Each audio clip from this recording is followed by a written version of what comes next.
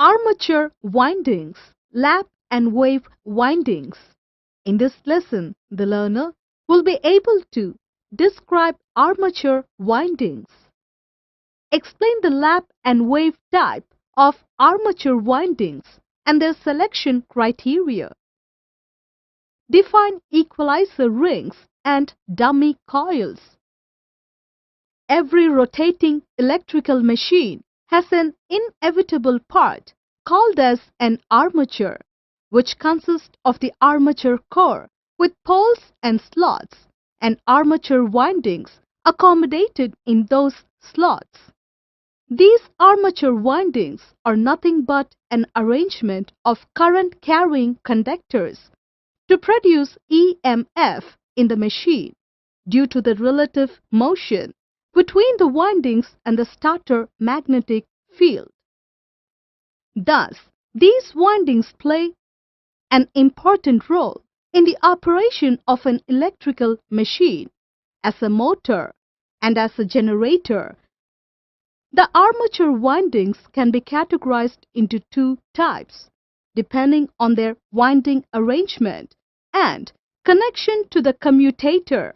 They are lap winding and wave winding. Let us start with lap winding.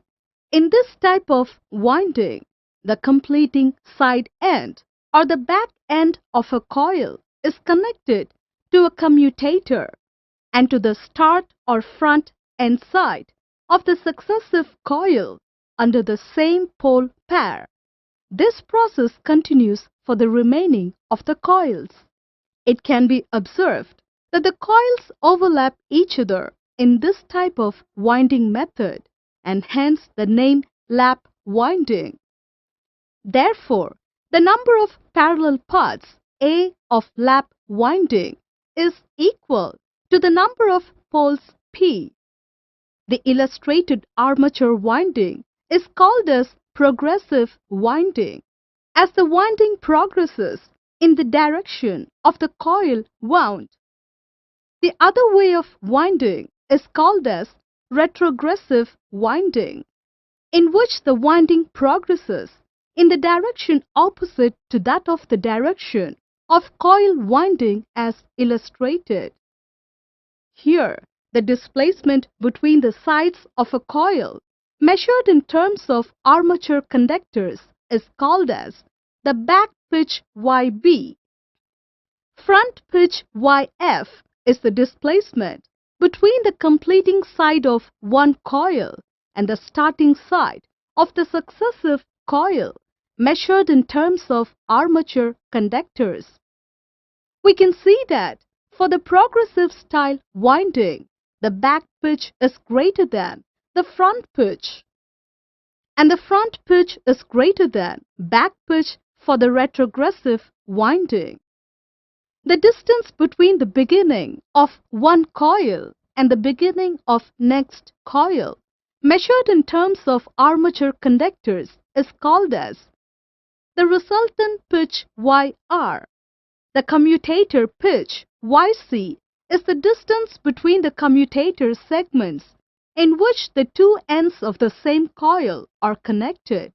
For the progressive and retrogressive windings displayed, the two ends of the coil are connected to the adjacent commutator segments, and hence the commutator pitch is equal to 1 and -1 respectively. The displayed windings are of the simple type of lap winding, as the distance between the two consecutive coils is equal 1 commutator segment. If the distance between the two consecutive coils is equal to 2 commutator segments as illustrated, then this type lap winding is referred as the duplex winding. These terminologies are essential in order to design the armature winding.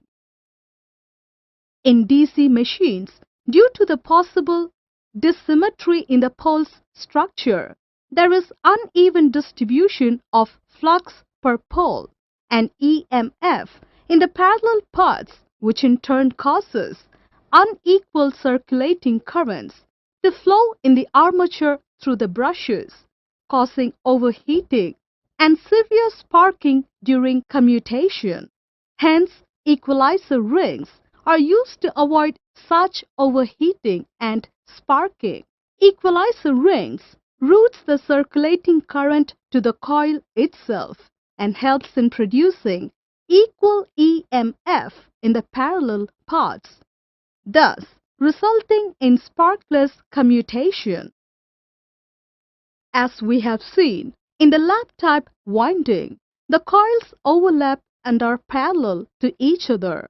Hence, the current capacity of each lap windings gets added, providing higher operating current.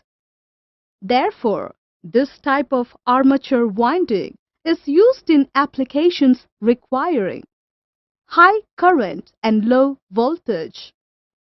One such application is the welding generator machine, which produces higher current for welding purposes.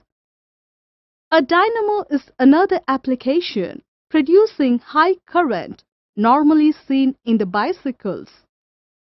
Now, we shall learn about wave windings.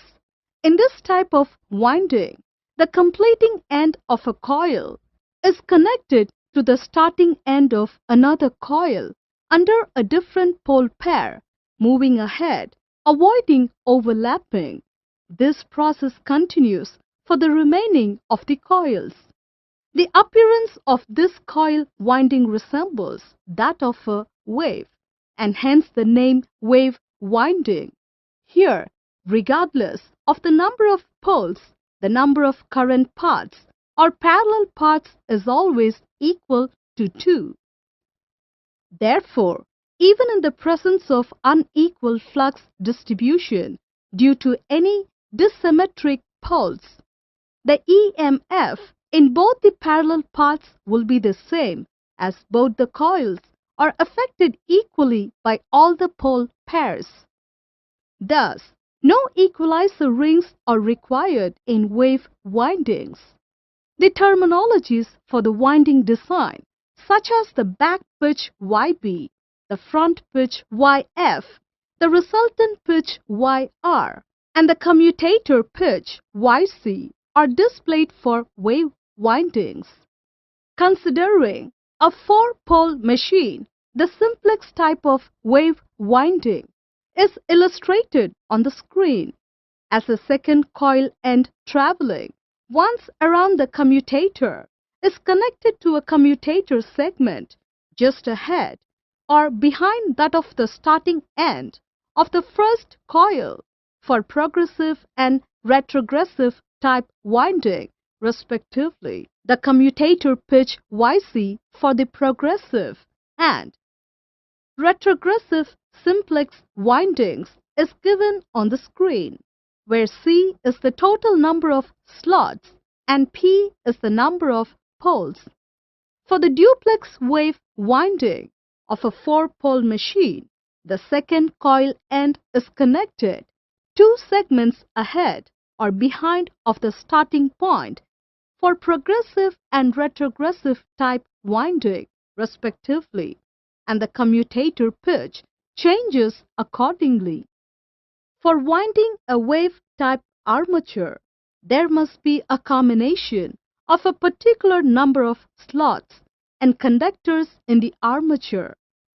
Practically, it is not possible to meet such design requirement. Thus, to provide mechanical balance to the machine, one or more coils may be inserted in the appropriate slots, electrically insulated to other windings. Such coils are called as dummy coils. As we have seen in the wave-type winding, the coils are connected in series. Hence, the voltage of each winding gets added, but the current remains the same. Therefore, this type of armature winding is used in applications requiring high voltage and low current, such as the hand-cranked Mech ohm meters for providing high test voltages. Let us summarize through a comparison between the lap and wave winding, which we have learnt so far. In lap winding, all the coils generating EMF in the same direction are connected in parallel, whereas in the wave winding, the coils carrying current in the same direction are connected in series.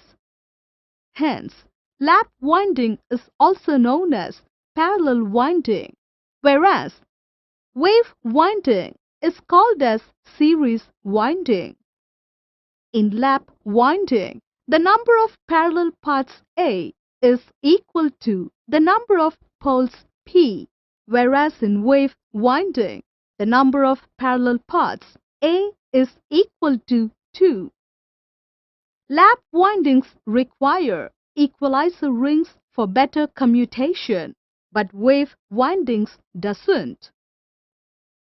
Dummy coils are not required in lap windings, but they may be used in wave windings. Low voltage and high current machines use lap windings, but wave windings are used in high voltage and low current machines. Lap winding generates less EMF compared to the wave winding. Due to more parallel paths, lap windings can be used for large current requiring applications, whereas the wave winding is not suitable for such applications as they have only 2 parallel paths. This brings us to the end of the lesson. In this lesson, we have learnt about lap and wave windings, equalizer rings and dummy coils,